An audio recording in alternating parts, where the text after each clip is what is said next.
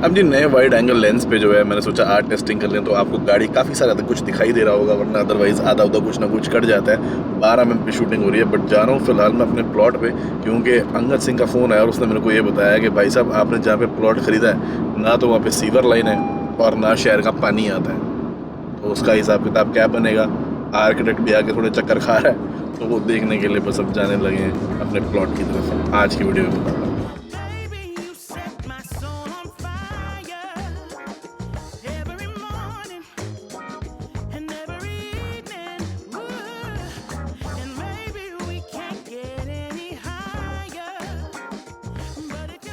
हाँ जी सर, क्या हाल है? बस बढ़िया ब्रदर, आप सुनाओ। बस फर्स्ट क्लास। सोशल डिस्टेंसिंग का पूरा ख्याल रखना पड़ेगा। बिल्कुल बिल्कुल, मास्क मुस्क लगा के।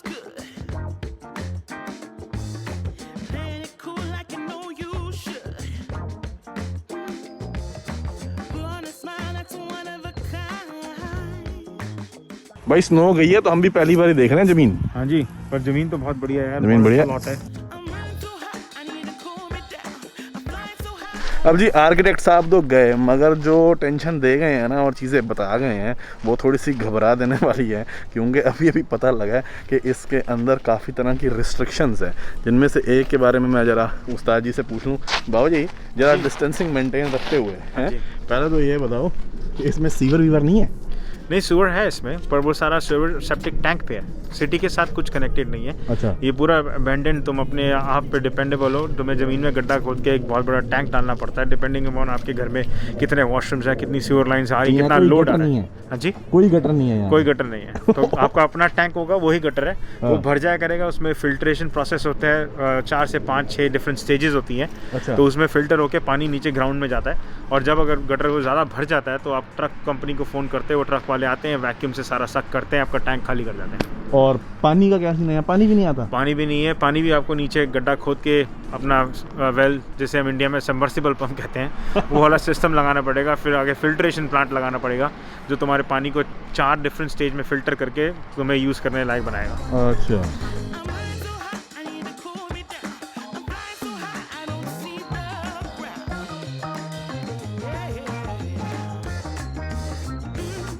मगर इसके साथ एक कॉम्प्लिकेशन ये है कि जितना बड़ा घर होता है उतना बड़ा आपको सेप्टिक टैंक चाहिए। अब ये जो बना हुआ है सेप्टिक टैंक, यानी कि वो खड्डा जो आप अपने घर के अंदर खोदेंगे, जिसके अंदर आपका जो है ना ब्लैक वाटर जैसे टैंक होता है ना मोटर होम के अंदर, कि सारा आपका गटर वाला पानी उसके अंदर जाता है, वो उसके अंदर जाया करेगा। अब वो एक प्रॉपर्टी पे अभी फ़िलहाल, क्योंकि यहाँ एक ही ड्वेलिंग हो सकती है तो एक ही हो सकता है। अभी तो उसका जो बना हुआ साइज़ इसके हिसाब से, और ये तो बहुत छोटा होगा जो हमारी रिक्वायरमेंट है उसके आगे, तो इसीलिए सेप्टिक टैंक दोबारा बनेगा पूरा का पूरा।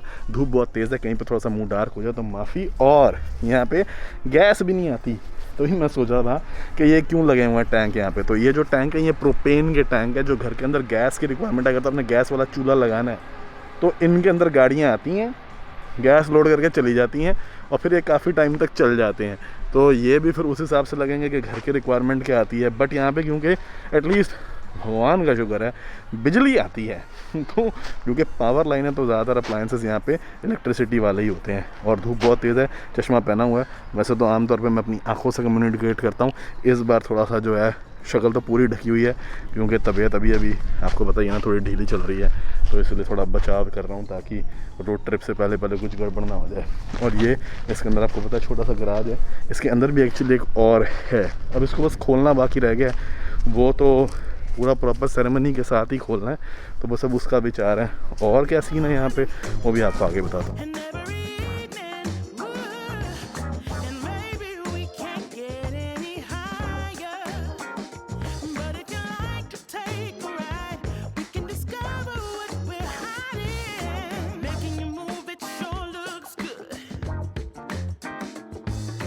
ये कि यहाँ का वाटर टेबल जो है बहुत हाई है। वाटर टेबल मतलब ग्राउंड के अंदर पानी बहुत ज़्यादा हाई लेवल पे है। अच्छा। तो उसके कारण होने से क्या होता है कि हमें रिस्ट्रिक्शन मिल जाती है कि हम डिग करके घर नहीं बना सकते, तो मतलब गड्ढा खोद के बेसमेंट नहीं बना सकते। अच्छा। हमें अगर बेसमेंट चाहिए तो हमें यहाँ पर ऑन जो ग्रेड है उसमें इनफिल करना पड़ेगा। इनफिल मतलब हमें मिट्टी के लोड और डाल के उस बेड को ऊंचा बनाना पड़ेगा, उसके ऊपर घर बनाना पड़ेगा। अच्छा। तो बेसिकली अब अगर तुम सड़क से देखोगे तो कई बार एलिवेशन में तुम्हें दिखता है ना कि घर वो दूर पीछे जाके इतने ऊंचाई पे बना हुआ है। हाँ। तो वो तरह का एक सिनेरियो यहाँ बनेगा। पर यार अगर इतना ऊंचा हमने घर बनाना हुआ, हाँ जी, और इतने बड़े एरिया में, तो कितने तो टनों के हिसाब से मिट्टी लानी पड़ेगी उसको लाने के लिए। मैं कहूँगा अभी जो हमें अभी तक समझ में आ रहा है उसके हिसाब से अराउंड अबाउट कहीं ना कहीं हमारे 1000-1200 ट्रक कहीं नहीं गए। तो उसमें पैसे कितने लगेंगे भाई? 5 टन के ट्रक होते हैं। पैसे ठीक ठाक लग जाएंगे भाई, बड़ा आदमी है तू। अंदाजा अपने व्यूअर्स बैठे ना हेल्प करने के लिए, कुछ तो बता जिसके दे। पास मिट्टी पड़ी है फालतू इधर फेंक दो आगे।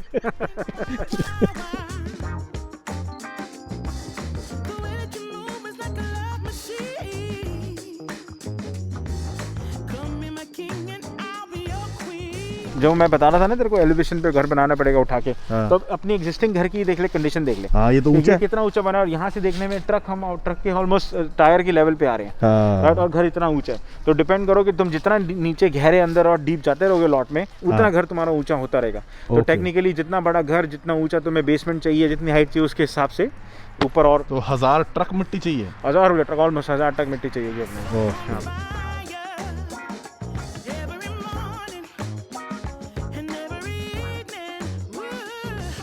खर्चा जी इस चीज़ पे क्योंकि बहुत ज़्यादा आने वाला है, तो हम हो सकता है इसको फेजेस में ही बनाएं कि पहले एक बिल्डिंग बना लें, एटलीस्ट मूव कर जाएं, मगर उसके अंदर भी गवर्नमेंट की क्या क्या कंस्ट्रेंट्स, क्या क्या रिस्ट्रिक्शंस हैं वो देखना पड़ेगा। और बाय द वे अभी मैंने लेंस चेंज करके ना 16 mm कर दिया, तो हो सकता है आपको पीछे थोड़ा सा कम ब्रॉड दिखाई दे रहा हो। इससे पहले 12 mm लगा हुआ था, जो कि थोड़ा सा डिस्टॉर्ट कर देता है फुटेज को, but it's really really wide, और वो आगे मोटर होम ट्रिप जो चलेगी उस पर काम आएगा।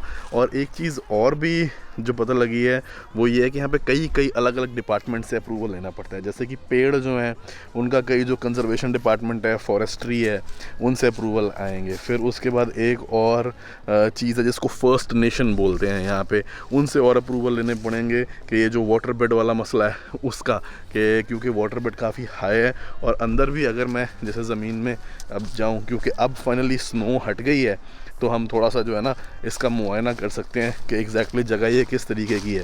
बाकी क्योंकि सूरज है तो कई बार शेड आएगी, कई बार सनलाइट आएगी, फॉरगिव मी फॉर दैट, मगर यहाँ पे कई तरीके के ना जीव जंतु, कीड़े भी हो सकते हैं, क्योंकि टेक्निकली स्पीकिंग तो ये जंगल ही है, तो इसलिए बच बचा के चलना पड़ेगा।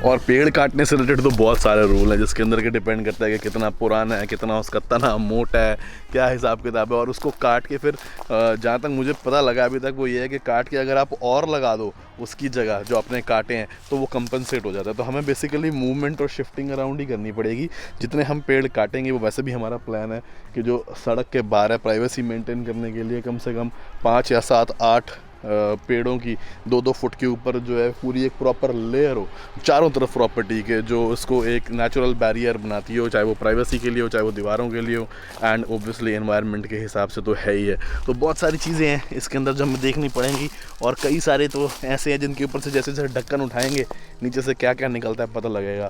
फ़िलहाल तो सारी इसके ऊपर बर्फ़ पड़ी हुई थी, तो सारी डालियाँ जो हैं यहाँ पे ये झुक जाती हैं, मगर गर्मियों में अपने आप फिर इसके अंदर जो है ना वनस्पति दोबारा उत्पन्न हो जाती है। And as you can see ये थोड़ा एरिया ऐसा ही है कि बारिश पड़ गई तो यहाँ पे स्वैम्प बन जाएगा। इसको देख के ही पता लग रहा है कि ये ऐसा एरिया जिसमें मेंढक बड़े खुश होते हैं आके।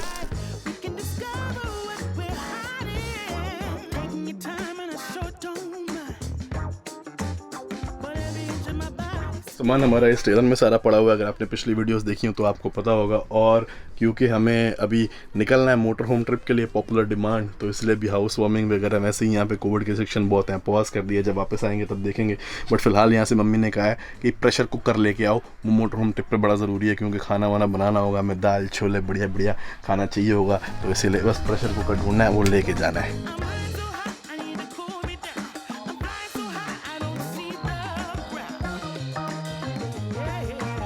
बाकी जी क्या सपनों का महल बनेगा, क्या नहीं बनेगा, वो तो टाइम ही बताएगा। और इस पर्सपेक्ट से भी हम सोच रहे हैं कि एटलीस्ट बनाना हो तो कुछ ऐसा बनाएं कि कल को भी अगर बेचना हो, यहाँ से मूव आउट करना हो, या थोड़ी और बड़ी या थोड़ी और छोटी जगह में जाना हो, ये लगा कि मेंटेन नहीं हो पा रहा, तो उसके अंदर वो सारे एलिमेंट भी कवर हो कि आप उसको रीसेल कर सकें एक प्रीमियम लग्जरी प्रॉपर्टी की तरह। वो इतनी भी कस्टमाइज ना हो हमारे हिसाब से कि आगे उसको रीसेल करने में प्रॉब्लम आए। बहुत सारे फैक्टर्स हैं, बहुत सारी चीज़ें हैं जो सोचनी पड़ेंगी।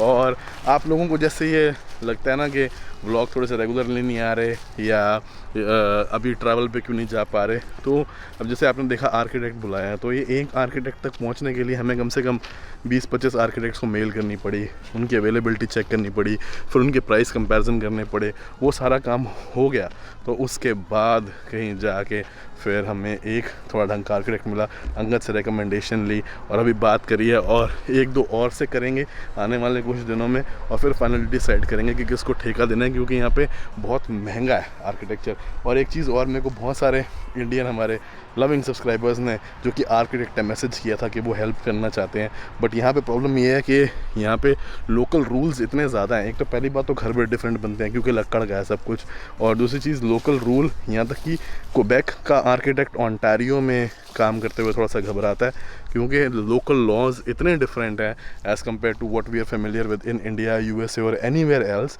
कि मुश्किल हो जाती है। तो कोई बंदा जिसने ओंटारियो में कस्टम होम पे काम ना किया हो उसके लिए थोड़ी सी दिक्कत हो जाएगी। तो हमें बहुत कुछ है जो भी इस प्रॉपर्टी के अंदर करना है।